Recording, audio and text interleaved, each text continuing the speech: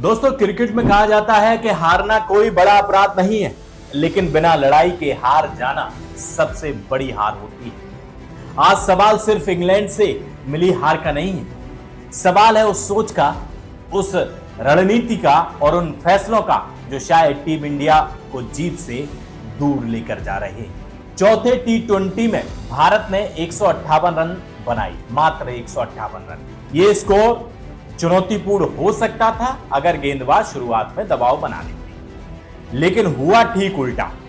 England ने सिर्फ 13.5 over में टारगेट जो है वो हासिल कर लिया। भारतीय गेंदबाज पूरे मैच में सिर्फ एक विकेट ले सके।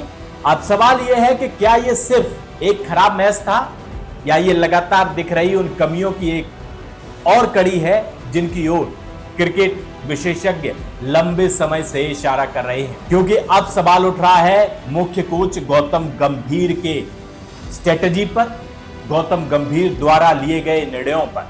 क्या गौतम गंभीर ने यह सोच रखा है कि टीम इंडिया को अब नीचे लेकर जाना है? जब उन्होंने जिम्मेदारी संभाली थी तब उम्मीद थी कि उनकी आक्रामक सोच भारतीय क्रिकेट में नई ऊर्जा लाएगी, नई एनर्जी लाएगी, टीम को एकजुट बनाएगी, अंदर बाहर का सिलसिला ये जो थोड़ा सा है वो थम जाएगा, लोगों को, प्लेयर्स को उनके परफॉर्मेंस के हिसाब से मौके मिलेंगे और जिसको भी मौका मिलेगा उसको थोड़ा सा भरोसा दिया जाएगा कि हाँ ठीक है, आप एक सीरीज 2 सीरीज खेल रहे हैं, आप अपना बेस्ट दीजिए, कोशिश करिए कि अच्छा परफॉर्म कर सके। नहीं हो पाता है तो वो बात का विषय है, लेकिन फिलहाल आप इतने समय तक के लिए खेल रहे हैं। लेकिन अगर कोई प्लेयर 2 मैच में परफॉर्म नहीं कर पाया और उसके बाद आप उसे बाहर का रास्ता दिखा दें तो फिर क्या ही मतलब है। संजू सैमसन के साथ भी आपने ऐसा ही किया, बेंच पे बैठा रखा है। लेकिन आज बहस यह है कि क्या लगातार प्रयोग, बदलते टीम संयोजन और खिलाड़ियों की भूमिकाओं में बार बार बदलाव से स्थिरता प्रभावित हुई है? कई मौकों पर ऐसा लगा है कि खिलाड़ियों को लंबा भरोसा नहीं मिला है। कई मौकों पर कुछ मैचों में संयोजन बदला, कुछ में भूमिकाएं बदली। अब सवाल यह है कि क्या कोई भी टीम बिना स्पष्ट योजना के लगातार अच्छा प्रदर्शन कर सकती है? ये वही संजू सैमसन है जो T20 के विश्व कप में कितनी शानदार लगातार 3 पारियां खेली थी, मैच विनर थे, इनकी वजह से T20 विश्व कप जीता था। यही इंग्लैंड थी, इसके बॉलरों को कैसे संजू सैमसन ने धोया था। आपने सूर्य कुमार यादव के साथ क्या किया? कप्तानी छीनी, एज ए प्लेयर भी उनको बाहर कर दिया। लेकिन तस्वीर का अगर दूसरा पहलू देखा जाए, कोच मैदान पर बल्लेबाजी नहीं करता ये हम मान लेते हैं, कोच गेंदबाजी नहीं करता ये भी हम मान लेते हैं, लेकिन कोच जो है वो उनकी गलतियों को तो बताता है। लेकिन आप श्रेयस अय्यर, कप्तान और कोच की क्या भूमिका है? सही लोगों को प्लेयर आप खिलाइए और जो नहीं परफॉर्म कर रहे हैं बेंच पे बिठाइए, बाहर करिए, जो भी है सिलेक्टर वो काम करेंगे। लेकिन लगातार अगर मैच इंडिया जीत रही है तो फिर क्रेडिट कौन लेता है? कप्तान लेता है, कोच लेता है। और जब हारेगी तो फिर इसकी जिम्मेदारी किसकी है? कोच की और कप्तान की है। तो फिर आप इस चीज से कैसे भाग सकते हैं?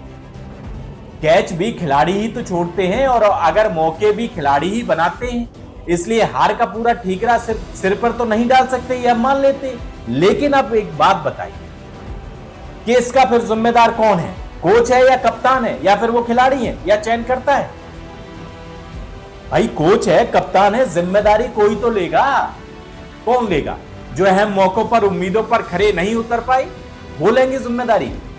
शायद इन सारे सवालों के जवाब कोच गौतम गंभीर और श्रेयस अय्यर ही देख सकते हैं। लेकिन एक बात तय है कि भारतीय क्रिकेट से उम्मीदें हमेशा ऊंची रही, हमेशा रही, इसलिए प्रदर्शन भी उसी स्तर का होना चाहिए।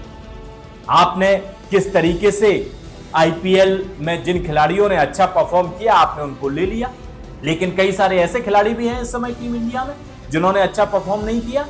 मुंबई इंडियंस का क्या किस्सा हुआ इस बार के आईपीएल में हम सब जानते हैं, चेन्नई का क्या हुआ हम सब जानते हैं। लेकिन उसके बावजूद भी शिवम दुबे कौन सा परफॉर्म कर रहे हैं पिछले आप कुछ समय से देख लीजिए, कौन सा मैच फिनिश कर रहे हैं, लेकिन उसके बाद भी खेल रहे हैं। तिलक वर्मा मुंबई से, मुंबई टीम के लिए खेलते हैं। आईपीएल में, और उसके बाद कौन सा परफॉर्मेंस हाल ही में उनका अच्छा रहा है, तो बताइए। लेकिन संजू सैमसन 2 मैच में नहीं चले, बाहर बैठा दो, बेंच पे बैठा दो। जिम्बाब्वे टीम के लिए अनाउंस हुई टीम तो उसमें भी नहीं है। और ये वही खिलाड़ी है, मैं मानता हूं कि कंसिस्टेंसी कई बार उनकी ब्रेक हुई है, लेकिन जब जब उन्होंने वापसी की है तो उनका बल्ला बोला है, उन्होंने अपने बल्ले से जवाब दिया है। अच्छे प्लेयर हैं, इसमें कोई दो राय नहीं, लेकिन थोड़ा तो भरोसा दिखाइए। कोच साहब, कप्तान साहब, सिलेक्टर साहब, थोड़ा तो दिखाइए। सोशल मीडिया पर आप देखिए, तमाम मीम्स बन रहे हैं, तमाम सारे सवाल पूछे जा रहे हैं। भारतीय क्रिकेट में इतिहास सिर्फ नाम से नहीं बना है, आज तक इतिहास प्रदर्शन से बनता है। खैर, आप क्या सोचते हैं, इसका जिम्मेदार कौन है? कोच गौतम गंभीर या टीम के कप्तान? क्या टीम इंडिया की मौजूदा चुनौतियों की जड़ रणनीति है, खिलाड़ियों का प्रदर्शन है, या दोनों है? या दोनों, कोच गौतम गंभीर और श्रेयस अय्यर?